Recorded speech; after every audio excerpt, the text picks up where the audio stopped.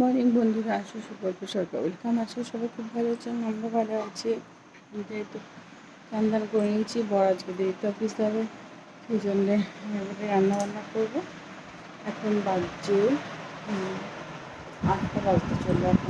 এখন রান্না এই করে এলাম, তো তাকে বর দিতে যাবে বলে অফিস 12টা যাবে, সেই জন্য দেরি করে একটু কাজ টাজ করবো। আর সকালে রুটি আর আলু ভাজা করবো টিফিনে, আর দুপুরের জন্য ভাত আর দেখি কী করি, সেটা করতে হবে।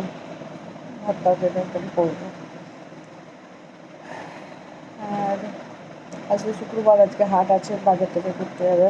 এসে দুধ ঢুকেছে এখানে। 2 দিন আগে তেল পড়ে গেছিলো, তেলের ছিটকা পড়ে গেছে হাতটা। আর মেয়ে আর বড় এখন ঘুমাচ্ছে ওরা, কারণ যেটা যে দেরিতে অফিস আছে। আর ওর বাবা শুয়েছে বলে মেয়েও ঘুমিয়ে আছে। যদি আমরা সবাই উঠে যেতাম দুজনকে, তাহলে উঠে যেতাম। আর ঘুমাক এখন। টিফিন বানাই রুটি 8টা বাজতে চললো। হচ্ছে একটু চাটা খাবো। চান টান সব হয়ে গেছে, ওর বাবা চান টান করে দিয়ে গেল। ওর বাবা অফিসে বেরিয়ে গেছে খাবার টাবার নিয়ে।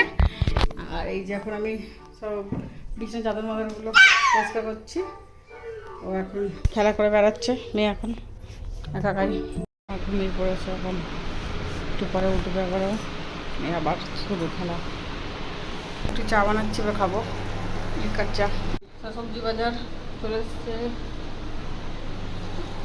আর আজকে আমি রাতে করেছি মাছ, সর্ষে মাছ, আর হচ্ছে কুমড়ালু ভাজা।